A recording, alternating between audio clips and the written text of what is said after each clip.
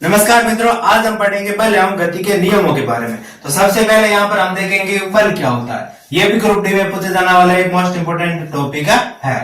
अब बल क्या होता है? वह बाहरी कारक जिससे वस्तु की गति में परिवर्तन होता है बल कहलाता है। वह कारक जिसके कारण वस्तु की गति में परिवर्तन आता है, यानी कि कोई वस्तु विराम अवस्था में है, उसको हमने धक्का दिया तो हमने क्या किया, उस पर काम किया और काम करने की वजह से वो वस्तु आगे खिसकी है, तो हमने एक कारक लगाया, हमने एक स्थिति पैदा की जिसे हम यहाँ पर बल कहते हैं। जैसे हमारे पास एक कोई बॉक्स था लकड़ी का, उस बॉक्स को हमने धक्का दिया, धक्का देने पर वो खिसक गया, यानी कि उसकी गति में क्या हो गया, परिवर्तन। इसे ही हम यहाँ पर बल कहते हैं। साधारण भाषा में समझे तो बल होता है खींचना या फिर धक्का देना, यानी कि किसी वस्तु को खींचना या किसी वस्तु को धक्का देना यहाँ पर बल कहलाता है। परिभाषा कहीं पर नहीं पूछता, लेकिन यहाँ पर इंपोर्टेंट हो जाते हैं इनसे रिलेटेड कॉन्सेप्ट। जैसे बल एक सदिश राशि है, यानी कि बल जो है हमारा एक ही दिशा में निश्चित दिशा में कार्य करेगा, यानी कि जिस दिशा में हम धक्का देंगे उसी दिशा में बल लगेगा। अब ऐसा तो हो नहीं सकता कि हम धक्का इस दिशा में दे रहे हैं और बल ऊपर की ओर लग रहा है, ऐसा नहीं हो सकता। जिस दिशा में हम धक्का देंगे उसी दिशा में बल लगेगा, इसलिए ये यहाँ पर सदिश राशि है। कहने का मतलब है बल के लिए बल के लिए दिशा होना जरूरी है। बल का मात्रक होता है हमारे पास न्यूटन। देखो, न्यूटन ने हमारे पास गति के नियम दिए थे जिसके बारे में हम आगे बात करेंगे, जो कि आइजैक न्यूटन जो वैज्ञानिक थे उनके नाम पर दिया गया है। तो बल का ऐसा ही मात्रक होता है न्यूटन। और यहाँ पर सीजीएस पद्धति में मात्रक होता है डाइन। जैसे हमारे पास दूरी का होता है मीटर और उसके छोटा मात्रक होता है सेंटीमीटर, उसी प्रकार से यहाँ पर बल में दो अलग अलग प्रकार के मात्रक होते हैं। एक होता है न्यूटन बड़ा मात्रक और छोटा मात्रक होता है डाइन। यहाँ पर दोनों की तुलना करें तो हमारे पास होगा एक न्यूटन जो होगा 10⁵ डाइन के बराबर होगा। जिस प्रकार से हमारे पास होता है 1 मीटर में हमारे पास होंगे 100 सेंटीमीटर होते हैं, नहीं होते हैं। अब 1 मीटर में 100 सेंटीमीटर होता है तो दोनों ही बराबर मान है, तो यहाँ पर हम कह सकते हैं कि ये बड़ा मान है और ये यहाँ पर क्या है, छोटा मान है, लेकिन दोनों इक्वल रखेंगे तो इस प्रकार से आएंगे, तो यही मान यहाँ पर है। तो बड़ा मान है न्यूटन और छोटा मान है डाइन, तो दोनों का इक्वल कब होंगे, जब 1 न्यूटन होगा 10⁵ डाइन के बराबर, जब ये दोनों ही मान यहाँ पर इक्वल होंगे। ये कई बार प्रश्न पूछा जाता है 1 न्यूटन बल कितने डाइन के बराबर होता है, तो वो होता है 10⁵ डाइन के बराबर। देखो, बलों के तो अब कई प्रकार के होते हैं, लेकिन उनमें से जो मोस्ट इंपोर्टेंट जो एग्जाम में पूछे जाते हैं उसकी बात हम करेंगे। जैसे सबसे पहला है हमारे पास संतुलित बल। एक ही वस्तु पर लगने वाले 2 या 2 से अधिक बलों का परिमाण शून्य होता है, उसे संतुलित बल कहते हैं। कहने का मतलब है हम किसी भी संदूक या फिर किसी वस्तु को धक्का दे रहे हैं और उस धक्के की वजह से वो खिसक नहीं रही है, विराम अवस्था में बनी हुई है, तो वो इस प्रकार के बल को हम संतुलित बल कहते हैं। कैसे? हमने धक्का दिया, किसी भी वस्तु को हमने धक्का दिया, धक्का देने की वजह से वो वस्तु धक्का देने की वजह से उस वस्तु पर बल लगा है, लेकिन बल लगने के बावजूद भी वो नहीं खिसकी है। इसका मतलब उसके विपरीत, यानी कि फर्श से घर्षण बल और लग रहा है। तो ये जो हमने बल लगाया, जो घर्षण बल लगाया, दोनों में जो परिमाण होगा वो शून्य होगा, यानी कि उसका परिमाण कुछ नहीं निकलेगा, वो शून्य होगा, तो वो हमारे पास संतुलित बल होगा। कहने का मतलब है हमने वस्तु को धक्का दिया, वस्तु विराम अवस्था में तो विराम अवस्था में ही रही है, तो हमने जो बल लगाया है वो घर्षण बल के इक्वल हो गया, तो वो हो गया हमारे पास संतुलित बल। वस्तु संतुलित बल के कारण ही विराम में रहती है। विराम अवस्था में रहने का मतलब है वस्तु पर हम बल लगा रहे, विपरीत हमारे घर्षण बल लग रहा है किसी भी वस्तु के, तो वो कहने का मतलब है कि हम जो बल लगा रहे हैं वो घर्षण बल के संतुलन में आ जाता है। तो यह हम कह सकते हैं कि जो हमारा संतुलित बल होता है वो उसके कारण ही वस्तु विराम अवस्था में रहती है। अब हम बात करेंगे असंतुलित बल के बारे में। किसी वस्तु पर कार्य करने वाले 2 या 2 से अधिक बलों का परिणामी बल शून्य नहीं है, तो इस प्रकार के बल को असंतुलित बल कहते हैं। जैसे हमने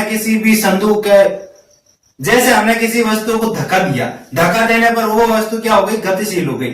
हमने बल दिया और एक घर्षण बल लगा, हमने घर्षण बल से भी अधिक बल लगाया जिसकी वजह से वो वस्तु गतिमान हुई है, तो इस प्रकार के बल को हम असंतुलित बल कहते हैं। वस्तु असंतुलित बल के कारण ही गतिमान होती है। देखिए जमीन पर पड़ी हुई वस्तु की बात कर रहे हैं, कोई भी वस्तु तो जमीन पर पड़ी है तो हम उसको धक्का देंगे तो घर्षण जमीन या फिर फर्श की वजह से घर्षण लगेगा, घर्षण बल लगेगा। और एक बल हम लगा रहे हैं और उसकी वजह से जो हम बल लगा रहे हैं वो अधिक होगा, तो इसकी वजह से वो वस्तु गतिमान होगी। दोनों का परिणाम बराबर नहीं होगा तो वो गतिमान होगी। इसका मतलब ये हुआ कि जो भी वस्तु गतिशील है, गतिमान होती है, वो हमेशा असंतुलित बल के कारण होती है। ये प्रश्न पूछा जाता है, परिभाषा कोई नहीं पूछता है, पूछता यह है कि किस बल के कारण वस्तु गतिमान होती है, तो वस्तु हमेशा असंतुलित बल के कारण ही गतिमान होती है। अब हम देखेंगे कि घर्षण बल क्या होता है।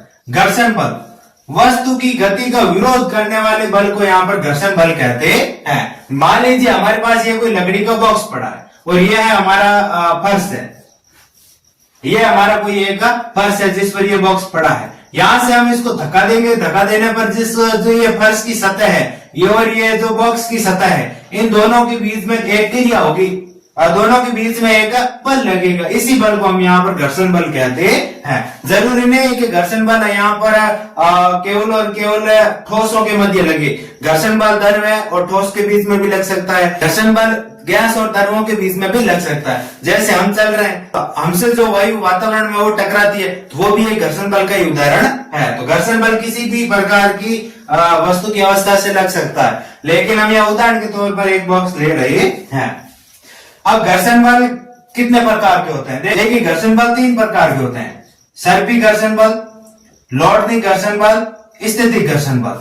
सर्पी घर्षण बल, यदि कोई वस्तु गतिशील है, गतिशील अवस्था में लगने वाला घर्षण बल यहाँ पर कहलाता है सर्पी घर्षण बल। मान लीजिए कोई एक लकड़ी का बॉक्स है, उस लकड़ी के बॉक्स को हम धक्का दे रहे हैं और धक्का देने की वजह से वो आगे से आगे खिसक रहा है, तो उस लकड़ी की बॉक्स की सतह और जो फर्श की सतह उसके बीच जो बल लगेगा वो हमारे पास सर्पी घर्षण वाला होगा। वो चल रही है वस्तु, यानी कि जो बक्सा चल रहा है और चलने की वजह से घर्षण बल भी लग रहा है, उसको हम कहते हैं सर्पी घर्षण बल।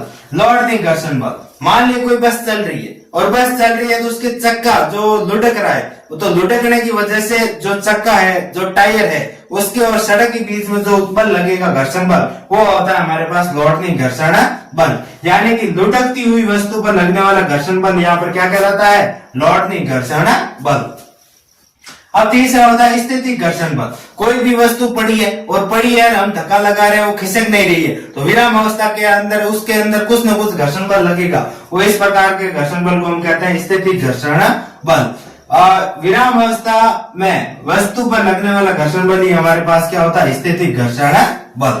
देखिए घर्षण हमेशा 2 वस्तुओं के मध्य ही लगेगा।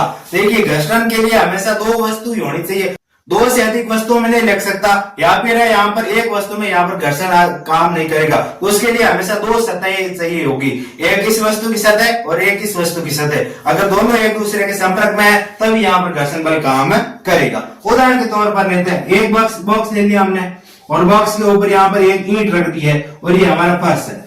कहने को यहाँ पर 3 है, एक फर्श, एक बॉक्स और एक यहाँ पर ईंट, लेकिन घर्षण बल हमेशा 2 सतहों के मध्य लगेगा। 2 सतहों के मध्य लगेगा। जैसे ये ईंट है और ये यहाँ पर बॉक्स है, तो एक घर्षण बल यहाँ पर लगेगा, तो यहाँ पर इन 2 वस्तुओं की वजह से लग रहा है। एक यहाँ पर लकड़ी का बॉक्स है और ये फर्श है, एक घर्षण बल यहाँ पर लगेगा, तो ये घर्षण बल केवल और केवल फर्श और बॉक्स के कारण लग रहा है। कहने का मतलब है 2 सतहों के मध्य घर्षण बल लगता है, चाहे वहां पर वस्तुएं कितने भी उपस्थित क्यों ना हो। अब घर्षण बल भी यहाँ पर घर्षण वस्तु की सतह पर निर्भर करती है, यानी कि वस्तु की सतह कैसी है उस पर भी घर्षण निर्भर करता है। चिकनी सतह पर घर्षण हमेशा कम लगेगा और खुरदरी सतह पर घर्षण हमेशा अधिक लगेगा। कभी हमने देखा होगा संगमरमर पर हम चल रहे हैं और संगमरमर की फर्श पर चलने पर वो हमें चिकनी लगती है, चलने में थोड़ी सी कठिनाई होती है क्योंकि उसके मध्य घर्षण कम होता है और घर्षण कम होने की वजह से हम फिसलते हैं। लेकिन हम रेत पर चल रहे हैं तो रेत में क्या होगा कि वहां पर वो जगह खुरदरी है, खुरदरी होने की वजह से वहां पर बल क्या लगेगा? घर्षण बल क्या लगेगा? ज्यादा लगेगा, इसलिए हमें चलने में आसानी होती है। अब हम बात करेंगे न्यूटन ने कौन कौन से नियम दिए थे, उन नियमों के बारे में कौन से प्रश्न बनते हैं। तो हम बात करते हैं न्यूटन के गति के नियमों के बारे में। देखिए न्यूटन से पहले एक वैज्ञानिक और हुए थे जो 1564 में जन्मे थे, वो थे गैलीलियो। गैलीलियो ने बल और गति के बारे में बहुत कुछ अपने विचार प्रकट किए थे। उन्हीं विचारों को वैज्ञानिक न्यूटन ने आगे बढ़ाया और उन्हें गति के नियमों के रूप में ढाला। तो न्यूटन ने गति के 3 नियम दिए थे, जिसमें सबसे पहला है गति का प्रथम नियम। गति का प्रथम नियम क्या कहता है? प्रत्येक वस्तु अपनी स्थिर अवस्था या सरल रेखा में एक समान गति की अवस्था में बनी रहती है जब तक कि उस पर कोई बाह्य बल कार्य न हो। यानी कि कोई भी वस्तु है वो स्थिर अवस्था में तो स्थिर अवस्था में बनी रहना चाहती है, गतिशील अवस्था में तो गतिशील अवस्था में बनी रहनी चाहती है जब तक कि उस पर कोई बाह्य बल काम न किया जाए। उदाहरण के तौर पर देखते हैं, अब कोई वस्तु पड़ी है, अगर हम उस पर बल नहीं लगाएंगे तब तक वो उसी जगह पर पड़ी रहेगी। और अब यदि कोई वस्तु चल रही है, जैसे साइकिल चल रही है, अब साइकिल में यदि ब्रेक नहीं लगाएंगे तो वो चलते ही रहना चाहेगी, या फिर उसमें घर्षण बल नहीं लगेगा सड़क द्वारा तो वो चलते ही रहना चाहती है।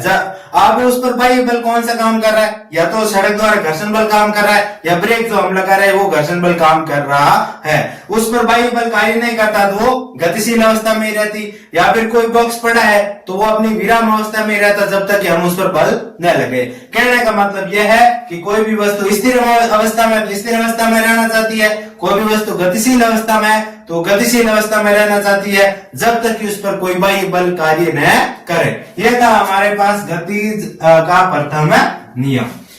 अब उदाहरण के तौर पर देखते हैं, बस चलने पर हम पीछे की ओर गिरते हैं। कभी आपने ध्यान दिया होगा कि हम बस के अंदर खड़े हैं और अचानक अगर बस चलना शुरू कर देती है तो हमें से पीछे की ओर गिर जाते हैं। इसका कारण ये होता है कि बस का जो फर्श होता है उस पर तो हमारे पैर होते हैं। तो पैर क्या होते हैं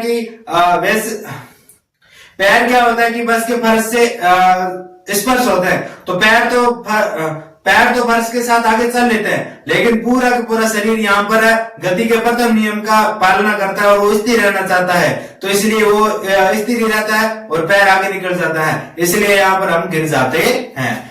या फिर कोई बस में ब्रेक लगाता है तो हम आगे की ओर गिरता है। इसका कारण यह है कि हम चल रहे हैं, बस के साथ चल रहे हैं, लेकिन यहाँ पर जैसे ही वो रोकेगा तो हमारे पैर तो इस सतह के संपर्क में, इसलिए ये तो रुक जाएंगे, लेकिन हमारा शरीर गति के प्रथम नियम की पालना करते हुए गतिमान नहीं रहना चाहते, इसलिए हम आगे की ओर गिर जाते हैं। तो गति के प्रथम नियम को हम यहाँ पर जड़त्व का नियम भी कहते हैं। यह पूछा जाता है कि जड़त्व का नियम गति के किस नियम को कहते हैं? तो गति के प्रथम नियम को हम यहाँ पर जड़त्व का नियम भी कहते हैं। यहाँ पर जड़त्व का मतलब क्या होता है वो अभी समझते हैं। जड़त्व वस्तु का स्थिर अवस्था में रहना या गतिशील अवस्था में रहने की प्रवृत्ति को यहाँ पर जड़त्व कहते हैं। कहने का मतलब वो गुण जिसके कारण वस्तु गति है तो गति में रहना चाहती है, स्थिर है तो स्थिर रहना चाहती है, उस गुण को हम यहाँ पर जड़त्व कहते हैं। ये भी 2 प्रकार का होता है, स्थिर जड़त्व और गति जड़त्व। यानी कि विराम अवस्था में पड़ी है तो वो जड़त्व होता है स्थिर अवस्था। कोई वस्तु विराम अवस्था में पड़ी है तो उसमें जो जड़त्व लगेगा वो होगा हमारे पास स्थिर जड़त्व है। और कोई वस्तु गतिशील है और उसकी वजह से जो जड़त्व लगेगा वो होगा हमारे पास गतिज जड़त्व है। अब हम बात करते हैं द्रव्यमान के बारे में। द्रव्यमान क्या होता है? द्रव्यमान होता है हमारे पास जड़त्व का माप। ये जो जड़त्व एक प्रवृत्ति होती है उसको हम यहाँ पर द्रव्यमान के रूप में मापते हैं। अब हम बात करते हैं संवेग के बारे में। देखो इन दोनों की बात करना आवश्यक है क्योंकि ये गति के दूसरे नियम की रूपरेखा है। तो अब हम बात करेंगे संवेग के बारे में। किसी गतिशील वस्तु में जो वेग लगता है तथा द्रव्यमान के गुणनखंड को हम यहाँ पर क्या कहते हैं? संवेग कहते हैं। इसे P से दर्शाते हैं। यानी कि कोई वस्तु चल रही है, उस चलने वक्त कितना वेग लग रहा है और उस वस्तु का द्रव्यमान क्या है, यानी कि उस वस्तु में जो कितने केजी या फिर कितने ग्राम की है और उसमें कितना वेग लग रहा है चलते वक्त, इन दोनों के कितना वेग लग रहा है चलते वक्त, इन दोनों के गुणनफल को हम यहाँ पर संवेग कहते हैं। संवेग का मात्रक होता है केजी गुणा मीटर प्रति सेकंड।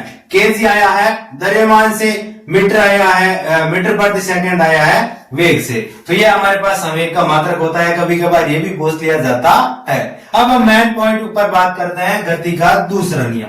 गति का दूसरा नियम क्या कहता है? किसी वस्तु के संवेग में परिवर्तन की दर उस वस्तु पर आरोपित असंतुलित बल के समानुपाती होती है। कहने का मतलब है जो बल उस वस्तु पर असंतुलित बल लग रहा है जिसकी वजह से वो गतिशील हुई है, उसके समानुपाती होता है हमारे पास संवेग में परिवर्तन की दर की।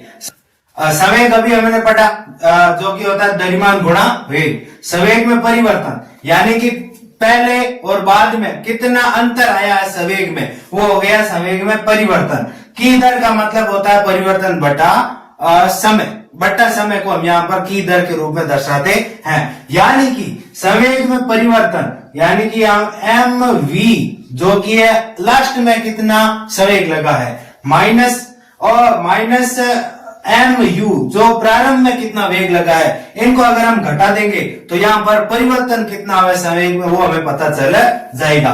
की दर यानी कि बट्टा टी। यहाँ पर समानुपाती का चिन्ह हटाने के लिए कुछ न कुछ स्थिरांक लगाया जाता है जो हमने लगाया है के, और के का मान होता है हमारे पास 1। अब हमारे पास बचा F बराबर के M V minus M U बटा टी। अब यहां से क्या हो गया कि m तो बाहर आ गया, पीछे बचा हमारे पास v माइनस यू बटा टी।